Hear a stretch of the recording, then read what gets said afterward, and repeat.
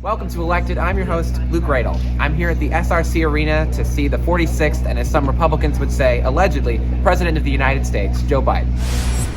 The President of the United States visited Syracuse, New York yesterday to tout a $100 billion investment to manufacture microchips here in central New York. Biden flew into the area on Air Force One with retiring Republican Congressman from Syracuse, John Katko, and was greeted on the tarmac by Syracuse Mayor Ben Walsh, New York Governor Kathy Hochul, and the state's two Democratic senators, Kirsten Gillibrand and Chuck Schumer, who appeared to be caught on a hot mic talking about Congressman Katko and the race to replace him here in NY22.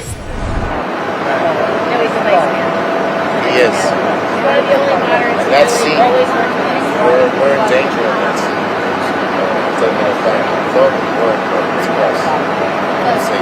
It's possible that Senator Schumer is talking about the Democrat running to replace John Katko, Francis Conole, who, according to one recent poll, is down by 5 points to Republican Brandon Williams. President Biden just landed on Air Force One at Hancock International Airport as the event center here fills up with officials, VIPs, and only a couple media reporters. While President Biden was busy on the tarmac forecasting the midterm elections with Senator Schumer, Republican Onondaga County Executive Ryan McMahon was telling the crowd about how great this investment was going to be. We went through the greatest site selection process in the history of our country for the greatest investment in the history of our country. The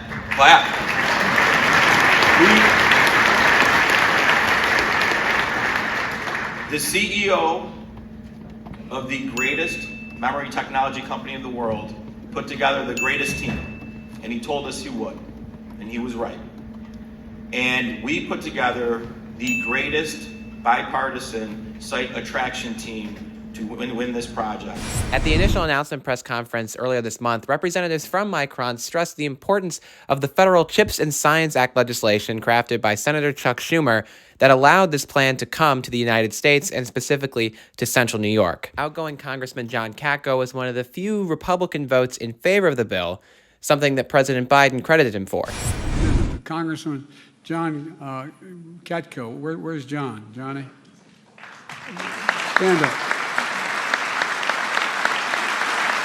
John is a Republican, and I like him a lot. John, when I've been in the Congress for a long time, and we used to have, this is how we used to be. We used to work together like you've worked together with me and with the delegation. Thank you very much. I'm quite frankly a little sorry you're leaving.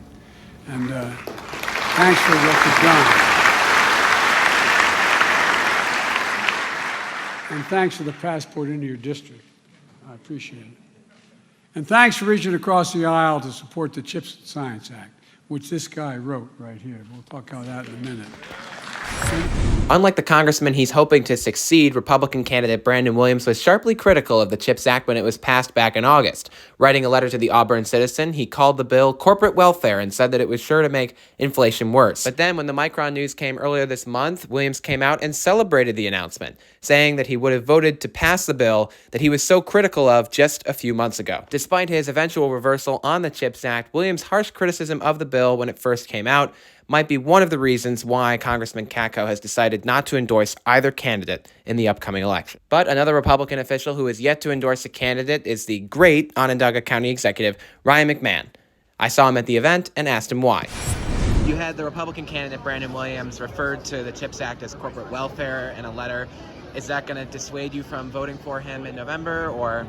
Yeah, look, I've spoken to Brandon about it, that issue. Brandon told me that his position has been somewhat misrepresented and that he supports this project. Obviously, I can only support a candidate if they support this project. This is the biggest thing that's ever happened to our community, and we quarterback that process. So will you be supporting Mr. Williams in November? We'll deal with endorsements later on. Today's not about endorsements. Today's about the celebration that we landed the biggest project in the history of the country. So while Williams has told the county executive that his position on the CHIPS Act was misrepresented, it's pretty clear from his own words that he's had a change of heart on the legislation. And I think a huge part of that is just how important this announcement is going to be for the city of Syracuse and for the country. So important that the President of the United States came to visit. The 46th President of the United States, President Joe Biden.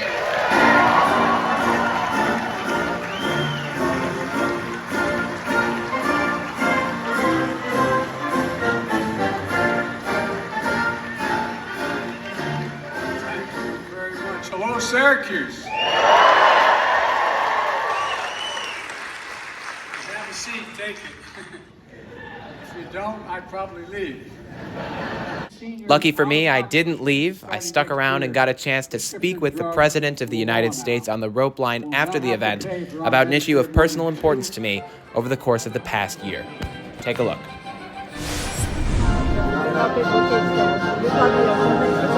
Mr. President, very nice to meet you, sir. I last year had stage 4 cancer, and so I did 6 months of chemo. So taking care of chemo drugs for kids is really important to me. I'd love to talk to you more about it. That'd be great. I just appropriated $5 billion for cancer research. Yes, sir. It's great. My son died of cancer. Yes, absolutely. Can we take a photo, sir? God bless you, and thank you for everything you're doing. Well, thank you. Right behind Can we get a photo? Yes.